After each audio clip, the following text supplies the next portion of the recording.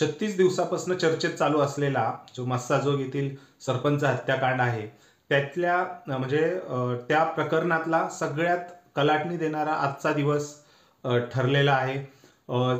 Total 8 आरोपी होते। 8 आरोपीपैकी एक आरोपी अजूनही फरार आहे आणि 9वा आरोपी जो सोनवणे आहे, जो टिप्पर होता या संतोष देशमुख यांची टिप देणारा, लोकेशन देणारा, हा पकडून असे 9 टोटल आरोपी होते आणि 9 पैकी एक जण फरार आहे आणि 7 जणांवर मोका लागलेला होता। मकोका जी केस असते त्या अंतर्गत त्यांच्यावर आरोप दाखल करण्यात आलं होतं, आरोपपत्र, आणि एक आरोपी वरती दाखल केलेलं नव्हतं, मकोकामध्येही नव्हता, फक्त खंडणीच्या गुन्ह्यामध्ये त्यांचं FIR मध्ये नाव होतं।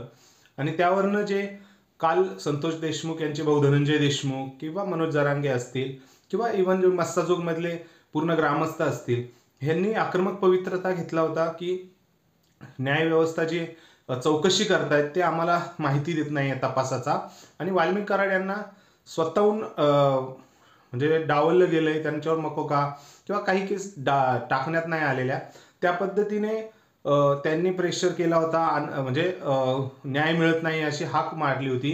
आणि त्यातच आज कोर्टापुढे त्यांना हजर केल्यानंतर कोर्टाने CID कडनं युक्तिवाद झाला आणि त्यांच्यावरती मकोका लावण्यात आलेला आहे। 302 मध्येही त्यांचा समावेश करण्यात येणार आहे। 302च्या अंतर्गत खुनाचा कट केल्यासंदर्भात। सो ह्या गोष्टींचा वर आपण आज बोलणार आहोत, त्याच्या प्रतिक्रिया काय उमटल्या यावरही थोडा दृष्टिक्षेप टाकण्याचा प्रयत्न करणार आहोत। तत्पूर्वी चॅनलला सबस्क्राईब केलं नसेल तर सबस्क्राईब करा आणि व्हिडिओ आवडल्यास लाईक आणि तुमचे विचार कमेंटद्वारे नक्की व्यक्त व्हा। जेव्हा दुपारी केस कोर्टात त्यांना दाखल करण्यात आलं, समोर उभं करण्यात आलं, त्यावेळेस युक्तिवाद आणि प्रतियुक्तिवाद सरकारी वकील आणि जे वाल्मिक कराड यांचे वकील आहेत यांच्यामध्ये झाला। त्यावरनं जेव्हा काही प्रश्न जे CIDने त्यांच्या बाजू 10 पॉइंट्स त्यांनी मांडले, त्याच्यामध्ये त्यांनी उल्लेखही केला की 6 वेळेस कॉल वाल्मिक कराडने त्यांना केला होता संतोष देशमुख यांना मारा म्हणून।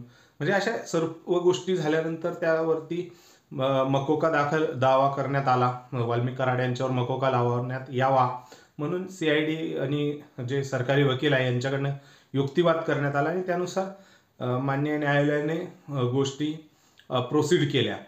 परंतु यामध्ये आता ज्यावेळेस मकोका लावण्यात आला वाल्मिक कराड यांना, त्यावेळेस परळीमध्ये त्यांचे जे समर्थक, आपण आता त्यांचे समर्थक म्हणतोय कारण हे पक्ष किंवा जाती असं काही गोष्टी बोलण्यास आणि बोलणंही थोडं अवघड वाटतं, कारण सेन्सिटिव्ह केस आहे, आरोप प्रत्यारोप होत आहेत आणि त्यात आपण जर जाती आणि यांच्याविषयी जोडणार तर ते वाईटच ठरेल, वेगळं ठरेल। तर ते जे वाल्मिक कराड यांना मानणारे ज्यांचे समर्थक आहेत त्यांनी काही ठिकाणी बंद करण्यात आला, भरपूर लोकांनी आपला निषेध नोंदवला। त्यानंतर काहींनी स्वतःला आत्मदहन करण्याचाही प्रयत्न केला।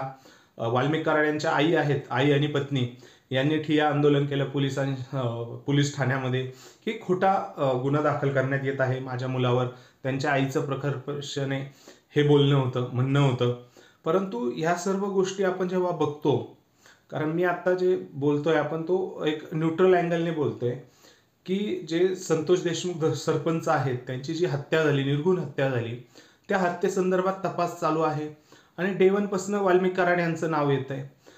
आरोपी ते आता आरोपी झालेले आहेत, त्यांचं फक्त गुन्ह्यात नाव नोंदवलेलं आहे, कारण जे धनंजय देशमुख यांचे निकटवर्तीय किंवा फॅमिली मेंबर आहेत त्यांनी त्यांच्या जबाबात नोंदलेलं आहे की वाल्मिक कराड यांच्याकडनं धमकी मिळाली होती आम्हाला खंडणी प्रकरणातनं, आणि त्या पद्धतीने गोष्टी पुढं प्रोसीड झाल्या।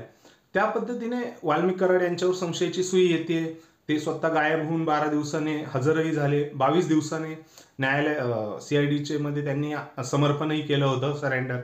सो ह्या सर्व गोष्टी झाल्यानंतर आपण असं म्हणणं, कारण शेवटी त्या आई आहेत, आईचं विषय नाही, आप्तेष्ट आहेत विषय नाही, परंतु न्यायालयावरती, न्यायव्यवस्थेवरती तुम्हाला विश्वास ठेवणं गरजेचं आहे, कुणीही असू द्या। जसं देशमुख कुटुंबियांनी ठेवला तसा वाल्मिक कराड यांच्या समर्थकांनी न्यायालयावर, न्यायव्यवस्थेवर विश्वास ठेवण्याची गरज आहे, कारण जे आहे आरोप सिद्ध होतील नाही होतील तो भाग नंतरचा।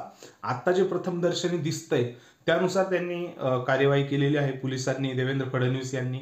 सो ह्या गोष्टीबद्दल राज्य सरकारचं एक अभिनंदनच आहे की न्यायव्यवस्थेमध्ये अन्याय होता कामा नये. जे निष्पाप आहेत त्यांच्यावरती आणि न्यायासाठी जे काही धागेदोरे लागतील, कारण देवेंद्र फडणवीस असू द्या, एकनाथ शिंदे असू द्या, अजित पवार असू द्या, इव्हन धनंजय मुंडे असू द्या, इव्हन पंकजा मुंडे असू द्या, सगळ्यांनी सांगितलंय की जर दोषी आढळलाय तर कारवाई व्हायलाच पाहिजे. त्यामुळं पोलीस यंत्रणा तपास करतायत, ते आपला रिझल्ट दाखवतीलच.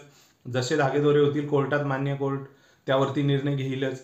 परंतु जे समर्थनार्थ, कारण आरोप होतोय त्या समर्थनार्थ काही गोष्टी घडतायत, तो एक फॅमिलीच समजू शकतो, परंतु समर्थकांनी थोडा धीर ठेवला पाहिजे. आत्ताच कळतंय धनंजय मुंडे परळीकडे रवाना झालेले आहेत, तेही आपली भूमिका स्पष्ट करणार आहेत. बघूया आता ते काय बोलतायत या परळीच्या आणि वाल्मिक कराड मेजरली यांच्यावर जो मकोका दाखल झालाय त्याबद्दल ते काय म्हणतायत. धनंजय मुंडे आपली भूमिका स्पष्ट करतील. तुम्हाला काय वाटतंय ह्या जो मकोका लागलाय यांच्यावरती, वाल्मिक कराड यांच्यावरती, यातनं आता केस लवकर म्हणजे जो ह्या केसबद्दल जो संतोष देशमुख यांचा मर्डर झालाय, निर्गुण हत्या झाली, त्याबद्दल लवकर जे आरोपी ठरतील त्याचा तपास वेगाने पूर्ण होऊन आरोपी लवकरात लवकर न्याय मिळेल का संतोष देशमुख यांना, ते नक्की कळवा. कारण हा पूर्ण केसमध्ये, पूर्ण न्यायाच्या प्रक्रियेमध्ये हा आजचा दिवस जो आहे, वाल्मिक कराड यांच्यावर मकोका आणि 302 मध्ये त्यांना आरोपी करण्याचा प्रस्ताव, हा कलाटणी देणारा ठरणार आहे. सो तुम्हाला काय वाटतं ते व्यक्त व्हा कमेंट बॉक्समध्ये. आणि चॅनलला सबस्क्राईब केलं नसेल तर सबस्क्राईब नक्की करा, म्हणजे पुढच्या व्हिडिओ तुम्हाला अपग्रेड मिळतील. धन्यवाद.